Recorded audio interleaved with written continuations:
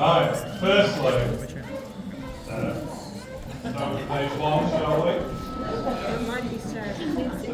Yeah, welcome, what a great group of people. Thanks for coming. It's awesome that you're here to celebrate with me. Thanks to my family for organising this. Mostly Heather. I would like to ask who's done it all. Becky's done all the photos, haven't you? Yeah, we've put a lot of work in. I'd like to say a few words about the last 60 years, if that's all right. Firstly, I want to say thank you for being. Here we go. Right, I'll get the crying over. Yeah, thank you for being part of my life, because it's been a huge positive to know you, every one of you. There's no exceptions here. To have you as friends and family, it's been a real privilege. I have multiple identities. Yeah, so put your hand up if you know me as Andrew. Specifically, sorry. Put your hand up if you know me as Andy. Okay, there's the work crowd. And put your hand up if you know me as Rue. Oh, that's maybe a majority. Yeah, so it just seemed a bit odd when I started work to introduce myself by this funny nickname. So I called myself Andrew. When I started at Stockport Grammar School, Are you giving away the answers? how am I? I decided it was a posh place, so I'd use my first name, which is Charles. And from that point on, I got teased no end by that was a mistake. So, here's a brief life history. I was born at an early age. That's my kid's favourite joke. This might be giving an answer away, but I think you've all put your pens in, haven't you? I was born at Stepping Hill Hospital. No teasing. On the 25th of October, and I don't know what time I was born, so I can't help you with that one. I lived in Marple until 1972, when we moved to Marple. So I wasn't keen on moving. I think, is this another question? Yes, it is. Well, just don't use these answers. Yeah, I wasn't keen on moving, partly because the house we were moving to in Bramble was a bit of a project. So, to a child, it looked like, a bit derelict, if you like. So I didn't appreciate that, but what made it all worse was when my parents came to move with the vans and the cars full of stuff, they both thought that I was in the other car, and they left me in the old place. So the next door neighbours took me in for a while. Well, they didn't actually, they made me sit on their garden walls and one of those. Maybe there's The 70s going in. 72, About 3 years later. So it took me a little while to get settled in the new school. Labour's a lovely school, isn't it? But for some reason I got into fights and things, and I don't know what that was about. But I settled down eventually, and I met Duncan over there, who almost qualifies to be my oldest friend. There's another guy called Nigel, and the day I arrived, he tried to do swapping deals with me, swap a scale electric for a train set. So I know him probably one day longer than you. Let's have a look. Yeah, I went on to Stockport Grammar School. It was an all-boys school at the time, and then I met Rick, So all-boys schools are okay, aren't they? But it doesn't really train you up for interacting with it sex. So I had my first attempt at having a girlfriend in the 6th year, and she was a family friend, and I was kind of fond of her. So I invited her out to Ross's discotheque. Anybody remember that in Scotland? Yeah, Paul was there. And my mum and dad wouldn't let me in the Audi, so I had to take her in the Citroen Diane. So that wasn't good. But anyway, we got back to her house, and I leant over to give her a kiss, and she ran out of the car. So I took that as a hint that I wasn't going to be in a second day. So that wasn't a good start. And then after school, I went on to the University of Manchester, UMIS as it was called then, sponsored by British Aerospace. Come on, Ian was. And then,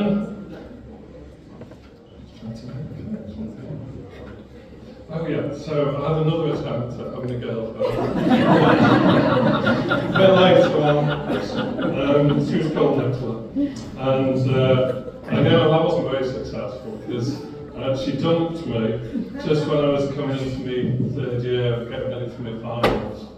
And in the distraction of my failed romance, I came out of my degree with a third class. It's good to be putting all this out here because my kids can't tease me about it. Good to blame someone else. Yeah. Then I was joking, there's some photos that were taken at university from like degree presentation day, and my mum's smiling away. But mum's very sort of educationally oriented and invented this surprising Danny was smiling so much when you got there.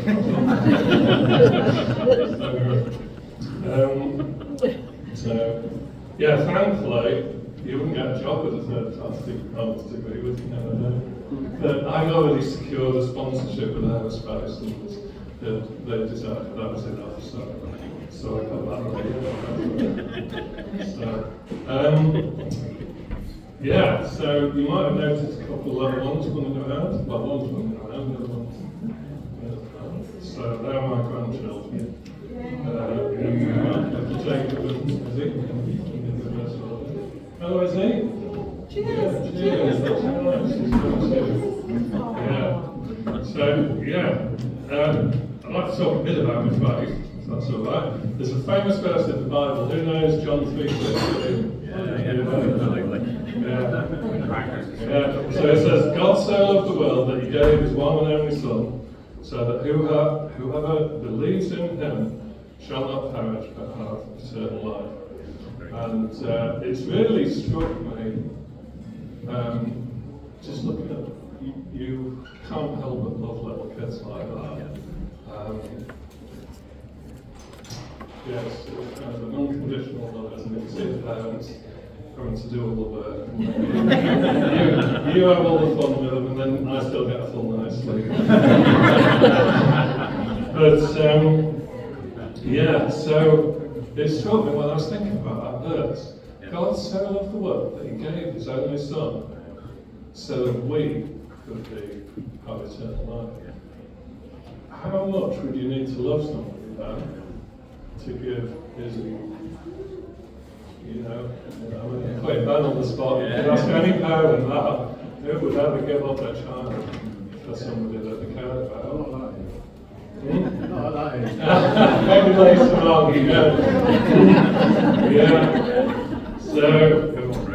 yeah. So by the time I was 25, I bought a house, had a good group of friends, all you guys over there, and yeah, everybody was, I knew about that age.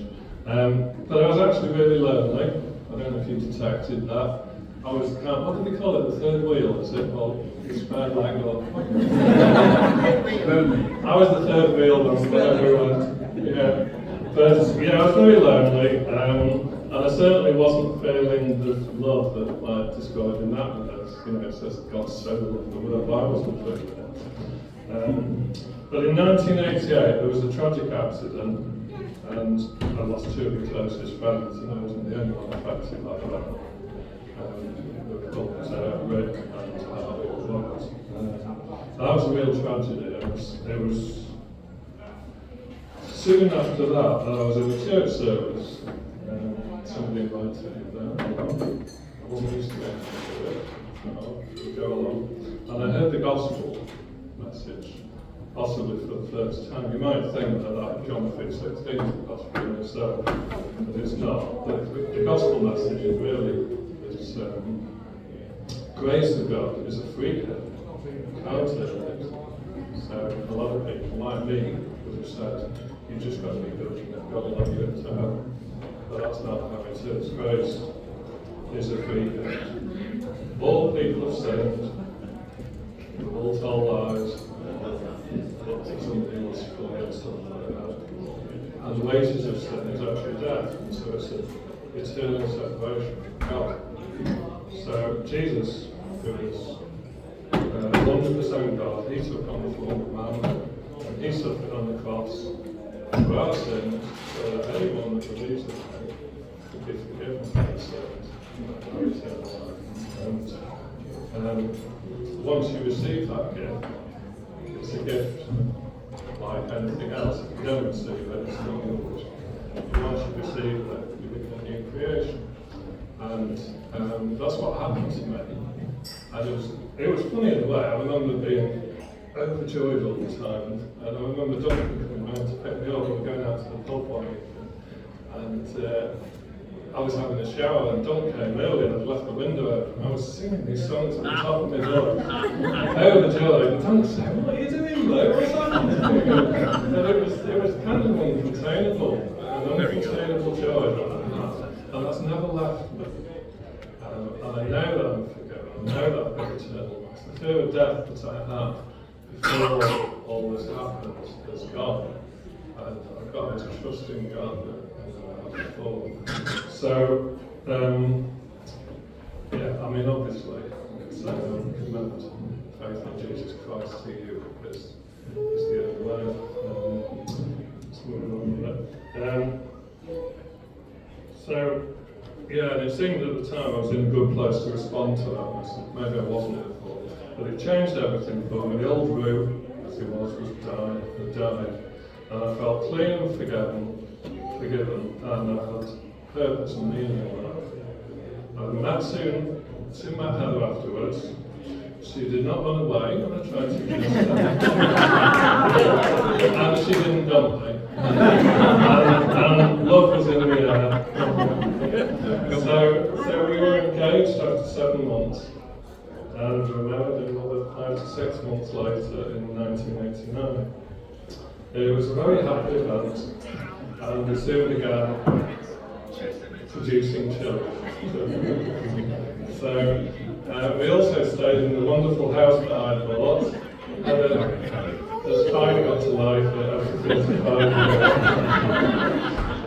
And we extended it as the family grew. We're still there now, and it's nearly finished.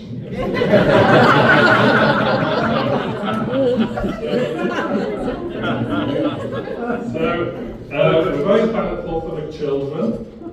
And the grandchildren, thank you very much.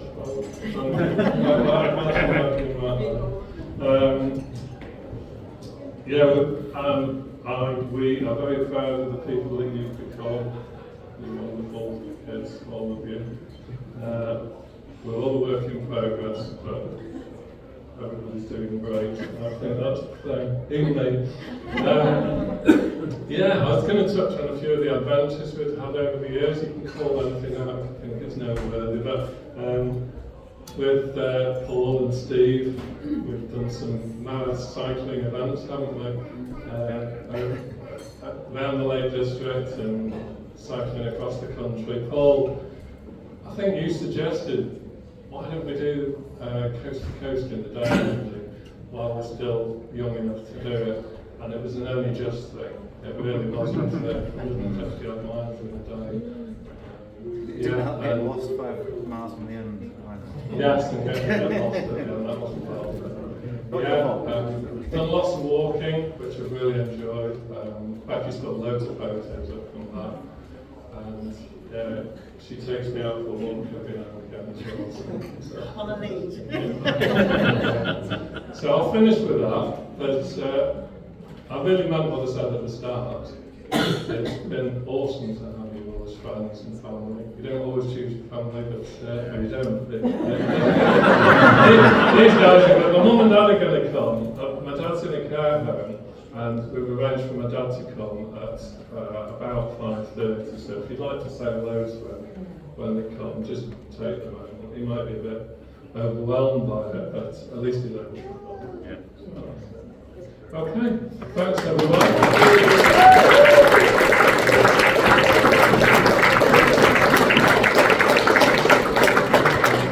Still to blow his hands around there, wasn't it? You're going to mention the rugby? No. So anyway, there'll be some cake and there'll be some cheese and things like that. Well, there was already some coffee, but tea and coffee as well. And then I'll do the quiz in a bit. But no taking any of your giveaways, anyway. No. All right. Okay. Thank you.